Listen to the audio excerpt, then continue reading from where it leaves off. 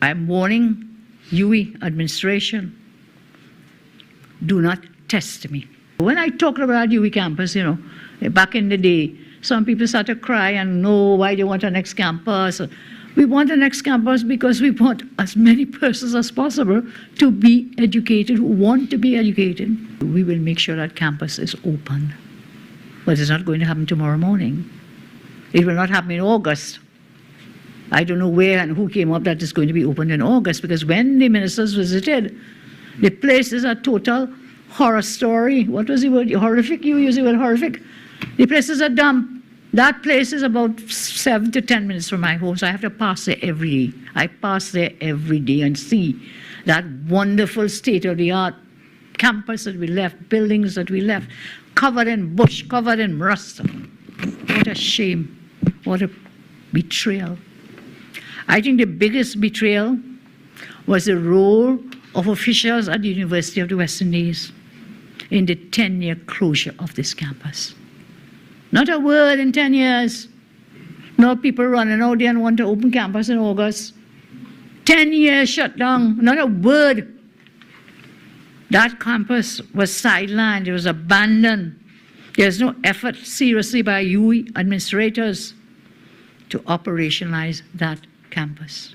Similar to what they did with the Coover Hospital, but I'll talk about that on another day. That campus will house what the government says it will house. The administration will have no say in that. They cannot dictate to us what they want to put there. I don't know where they come up with this thing about some global medical school. Don't we have the Coover Hospital? That's what that was for. That was the medical. We did the San Fernando Teaching Hospital. Thank you. So what you come in or some global medical? Where you get that from? Well, I find a piece of paper. I haven't seen it yet. I'm still looking. So I think the biggest betrayal with this whole thing was by the administrators, those in charge at the UWI. That is our decision to make, what will be housed there. The UWI had 10 years to step up. Today, it is time for them to step aside and let us get on with the business of getting this campus open. That campus will be open. Over 10 years, thousands of children have lost that chance to go to university because they just simply could not afford to come to St. Augustine. They could not afford it. And how many thousands in 10 years would have been educated with a tertiary level education if there had not been spite, malice, and ill will in just keeping that place shut down? So many would have been able to go. Today, I say shame on those people at the UWI and the administrators for the wickedness that they helped the last government commit on the children of the poor and working classes, and not just in South, This would have helped people in Deep South, all the way from Citrus on the peninsula, all the way from Mayaro. What is this? You have no supporters down there? San Fernando East is a PNM constituency. They would have benefited. Yes. They would have benefited. San Fernando West was a PNM. They would have benefited. So, down in La Brea, yes, thank you. Minister is here, I think from La Brea, yes. Minister Clyde.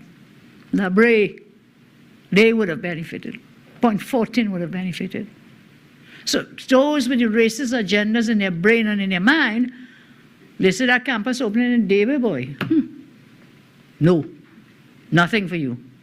But that campus was for the people from Point all along the peninsula, coming right up, down in that peninsula, down the other side, Mayaro, coming back up this way, South, Central, Deep South.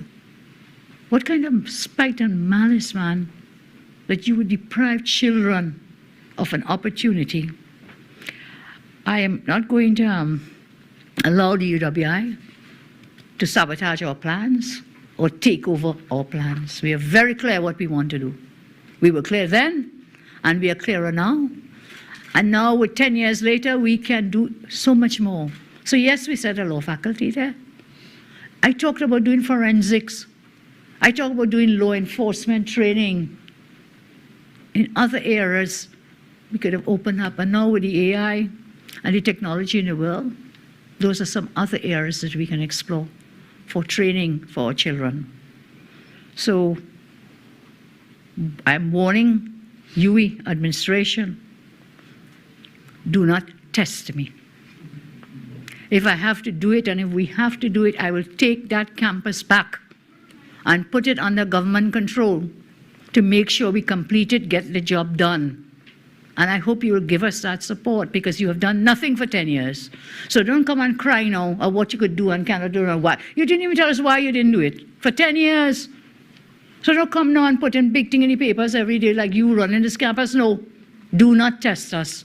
We will get this open. I will not let this 5 years pass without that campus being open. We will get it done. And where will I get the money? Wait, you'll see.